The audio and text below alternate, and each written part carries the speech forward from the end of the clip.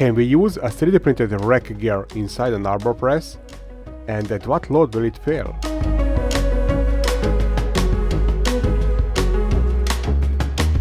Welcome to my tech farm, to one of those what a stupid idea videos. A month ago I presented my new compression test equipment, Arbor press with compression load cell, and I did few modifications on that press. One of them, most important, was milling this gap, so I can adjust the handle to more comfortable position, explaining that separate video. And to be sure that the dimensions are correct, I printed one from the PLA for the testing. And besides that, I'm continuously asking myself a question: how strong is the printed part? And this will be tested in this video. So the main purpose will be testing different materials, just to satisfy my stupid curiosity. But imagine, if the method will work, so let's say this 3D printed part survive, I don't know, 300-400 kilograms, for many lighter works, this is enough. Don't forget, we still have half-ton press too. Not everybody is able to mill and modify the metallic rack, so for the more comfortable, lighter work, they could use a 3D printed one, and when they need some bigger strength, they can switch to the original metallic version. And please be polite to those negative commenters who will write that a stupid idea, metallic is much better. They are useful too. I mean, they are very busy to watch the video, but they still leave a comment, which is, I believe, good for the algorithm. But before my big testing, this was printed from the PLA with different settings. This means 2 volts and 15% infill, which is very weak. But I'm curious, let's start with this one, and then I will decide what settings to use in a slicer and which materials. Yes, just for yourself, or you can leave the comment. What do you think? What will be the brake load on this experimental part? PLA 2 volts, 15% infill, printed just to test the geometry. I'm not sure, but I'm guessing around 100 kilograms maybe. What's your tip? And if the method will work, then I can finally extend the rack gear on my mini mill machine. But don't worry, don't have to operate on this hike, only I need a little bit more space sometimes to replace the tool. Let me show it to you. That's the end of this rack gear, and I have here at least 30 millimeters more clear space. Of course, this depends on the size of the workpiece, but few times I was in a position that I had not enough space to replace the tool without moving the workpiece, which is sometimes very unpleasant situation, and I really could use those extra 20 or 30 millimeters there. I don't have any testings yet, but I have the feeling that I can solve this with 3D printing. I mean, this head is less than 10 kilograms. But let's finally test that metallic PLA, which is basically hollow inside.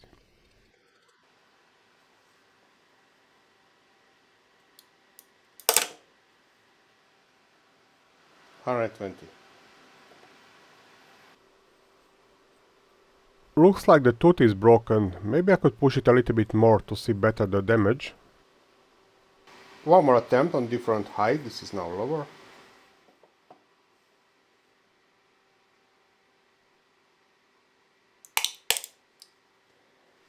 $122. Now I can clearly see it was the tooth which was broken, and this is the good sign, because if this material would be solid inside, it will be much stronger. So let's see my settings. I decided to use 10 volts, so those teeth will be very solid and strong. And 100% infill, with this the body will be solid too.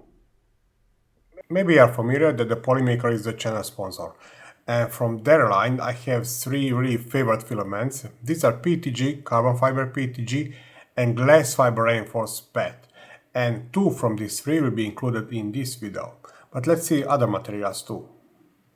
Bambole PLA Tough, with the strongest layer adhesion between all Bambole PLA filaments. Polymaker New PETG, not Polylite version. Chidi odorless ABS without any fibers. YX Polymer, ABS CF10. It's in a dryer with a reason, I will explain it later. And this is Polymaker's PET GF15. Plus Cement PC Black carbon fiber version. It was my favorite filament before the PET appeared.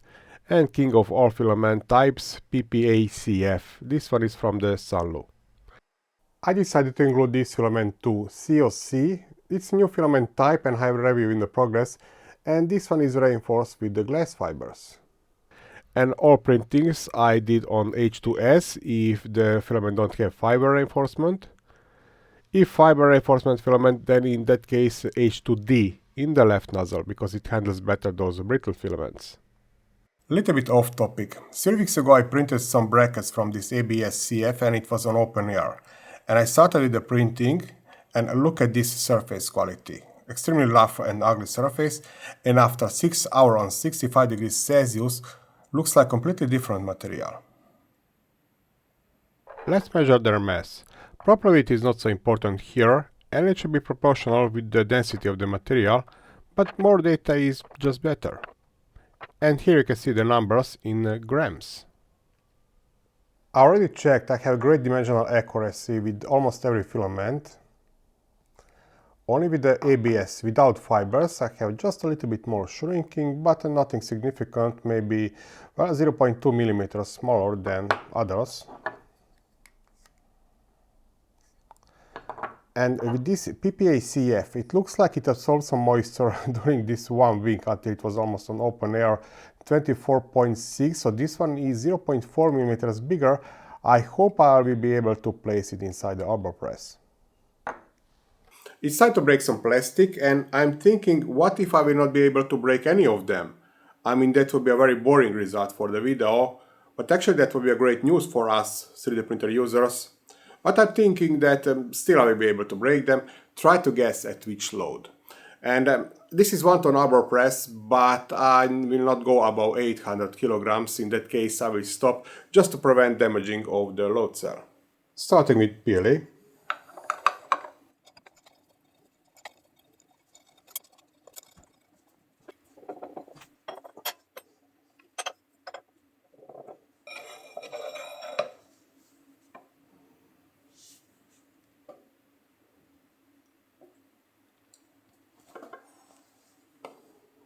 $4.57.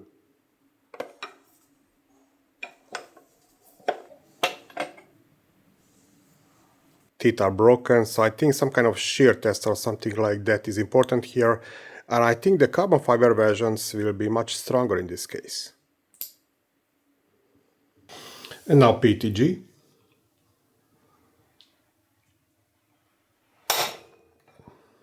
$3.58. Same problem, tooth is broken.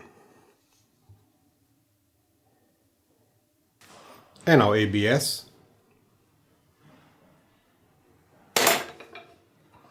$316. Same problem. Carbon fiber reinforced ABS. $2.51. And this time part of the tooth break off. COC, new filament type, and I have no idea what to expect from here.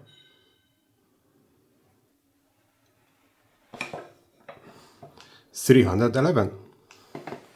Again similar damage, tooth broken, but didn't broke off completely. Glass fiber reinforced PET.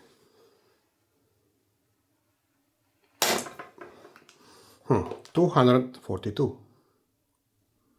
And typical broken tooth. Prussament PCCF.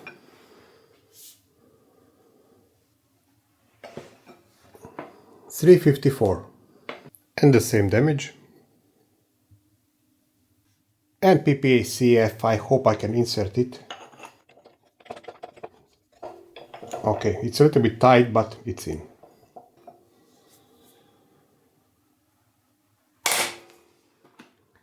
$528.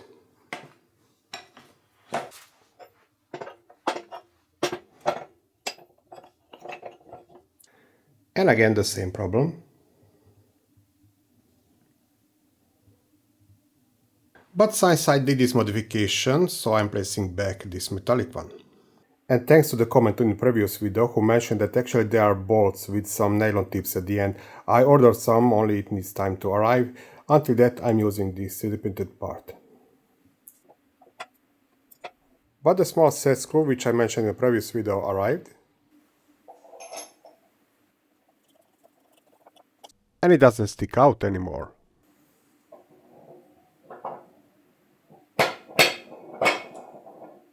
And one more time the damage on them. First 4, this is ABS-CF. And the second 4. And this one is that with the infill PLA. And all numbers, and here I mark if the brake was silent or loud. And between these three, no fiber reinforced materials, no surprises. This is the correct order. And again, no surprises that the PPS-CF is the strongest. Only I was expecting more from these glass or carbon fiber filaments, so I'm not really sure which property is important here. But this is the result which I got, and basically any of these will do the job on that rag gear on a mini mill. The brake load was more or less what I expected, only I thought that the order will be a little bit different, but anyway, basically any of these materials can replace or extend my rack gear on a mini mill machine, only I have to find which material resists the best to this grease and lubricants. If you have some suggestions, few lines down in the comment section. Thank you for watching this video to the end, and happy printing!